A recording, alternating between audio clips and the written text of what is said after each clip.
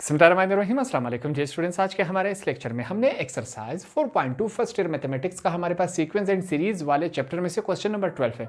काफ़ी मज़ेदार interesting question है। हमारे पास क्वेश्चन क्या कहता है, इसको पहले आसान अल्फाज में समझ लेते हैं।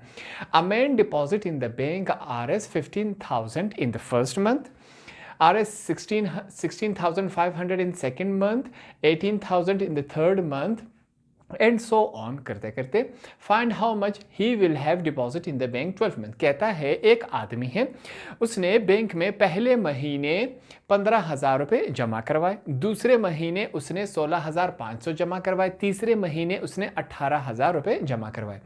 करते करते इसी तरह हर महीने वो पैसे जमा करवाता गया।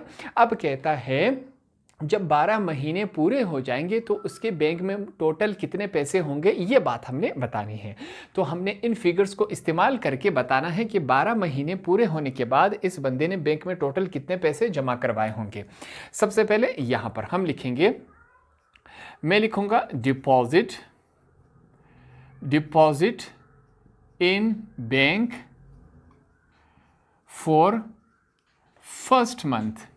पहले महीने इस आदमी ने बैंक में कितने पैसे जमा करवाए, यहां पर हमने ये लिखा इज इक्वल टू दिया। हमने आगे क्या लिखेंगे, पहले महीने को हम क्या नाम देते हैं, A1। हमने पहले महीने कितने पैसे जमा हुए, 15,000 यहां पर हमारे पास जमा हुए। ठीक है, सेकंड हमारे पास फिर से यहां तक आपने ये तमाम लाइन जो है वो सेम एज इट इज लिखनी है फॉर सेकंड मंथ। ठीक है, अब सेकंड महीने दूसरे महीने उसने कितने जमा करवाए, ये बात हमने लिखना है। दूसरे महीने को हम A2 से जाहिर करेंगे, हमारे पास मौजूद है टोटल कितने हैं 16,500। ठीक है, तीसरा महीना आप फिर से क्या लिखेंगे, deposit in the bank for third, ये हमने लिखा थर्ड मंथ। तीसरे महीने में उस शख्स ने बैंक में कितने जमा करवाए, यहां पर हम लिखेंगे A3 इज इक्वल टू 18,000, ये हमने यहां पर बात लिख ली।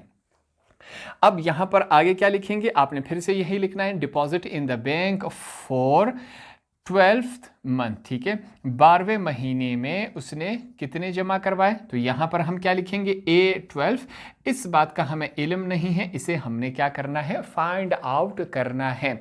अब ये हमारे पास तमाम रकम क्वेश्चन से दिए गया, हमने क्वेश्चन से निकाल लिया यहां पर। ठीक है, अब यहां पर सबसे पहले चेक करें हमने क्या लिखा हुआ है, यहां पर मैं लिखूंगा A1 इज इक्वल टू कितना है 15,000 को हमने एज अ A1 ले लिया। ठीक है, इसके बाद हमने क्या लेना है, डिफरेंस। हमने D लिखा, डिफरेंस को हम D से जाहिर करते हैं। इन दोनों वैल्यूज के बीच में डिफरेंस चेक करते हैं कितना है। सबसे पहले हमने लिखना है, बड़ी रकम पहले लिखी जाती है 16,500 माइनस 15,000, इनको अगर आपस में मल्टीप्लाई करवा लिया जाए तो 1500 क्या आ रहा है, डिफरेंस। तो D की वैल्यू यहां पर हमारे पास क्या है 1500। इन दोनों के बीच में 1500 डिफरेंस है, इन दोनों के बीच में 1500 डिफरेंस है। इस तरह 12 महीने जब हम चलेंगे हर दो वैल्यूज के बीच में डिफरेंस क्या आ रहा होगा, 1500 हमारे पास डिफरेंस आ रहा होगा। ये बातें क्लियर होगी। आगे अब हमने यहां पर क्या लिखना है, n हमारे पास क्या है, क्या फाइंड आउट करना है हमने 12 महीने का, तो n को हम एज अ 12 ले लेंगे। ये तीन वैल्यूज हमने क्या की, क्वेश्चन से निकाली। ये आपको आसानी से समझ आ गई।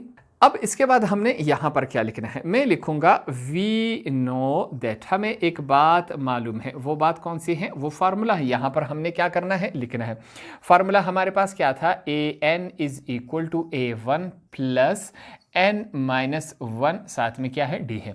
ये वाली वैल्यूज उठा के इस फार्मूले में पुट अप करते हैं। मैं सबसे पहले क्या लिखूंगा, n की वैल्यू क्या है हमारे पास 12, तो हमने लिख लिया। आगे A1 की वैल्यू हमारे पास क्या है 15,000, ये हमने लिख लिया, प्लस n की वैल्यू हमारे पास क्या है 12 है, माइनस 1, D की वैल्यू डिफरेंस हमारे पास क्या है 1500 है, ये हमने लिख लिया। तमाम वैल्यूज अपनी जगह पुटअप हो गई। फिर से A12 is equal to 15,000 plus 12 में से 1 गए, हमारे पास 11 रह गया। 11 को मल्टीप्लाई करवाना है 1500 के साथ। कैलकुलेटर की हेल्प लेंगे, यहाँ पर चेक करेंगे कि हमारे पास वैल्यू क्या बन रही है। यहाँ पर मैं कैलकुलेटर का हेल्प लूँगा, हमारे पास चेक करते हैं। क्या लिखूंगा 11 मल्टीप्लाई बाय 1500 क्या बन रहा है 16,500। फिर से वही वैल्यू है हमारे पास, ये मैं लिखूंगा क्या है वैल्यू 16,500, ये हमारे पास वैल्यू बन रही है। अब इन दोनों वैल्यूज़ को आपस में क्या करवाना है, ऐड करवाना है, जमा करवाना है। तो यहाँ पर मैं लिखूँगा ये वैल्यू जमा होगी किसके साथ, 15,000 के साथ।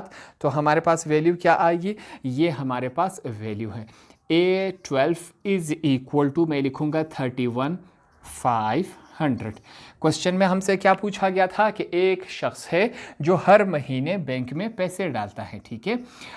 पहले महीने का बताया है, दूसरे महीने का बताया है, तीसरे महीने का बताया है हमें। कहता है जब 12 महीने पूरे हो जाएंगे तो इस शख्स ने टोटल कितने पैसे बैंक में जमा करवाएंगे। यहाँ पर हमने मुकम्मल डिटेल लिखी, डिफरेंस निकाला कि 2 महीनों के बीच में वो पैसे जब जमा करवा रहा है डिफरेंस क्या आ रहा है, हर महीने वो कितने पैसे ज़्यादा डाला है, वो हमारे पास 1500 आया। इन तमाम बातों को हमने इस्तेमाल किया, फार्मूले के ज़रिए सोल्व किया, तो 12 महीने के बाद इस शख्स ने बैंक में टोटल 31,500 रुपीज़ इसने बैंक में जमा करवाए होंगे, जो कि हमने यहाँ पर आसानी से फाइंड आउट कर लिया। होप आपको ये वाला क्वेश्चन भी आसानी से समझ आ गया होगा।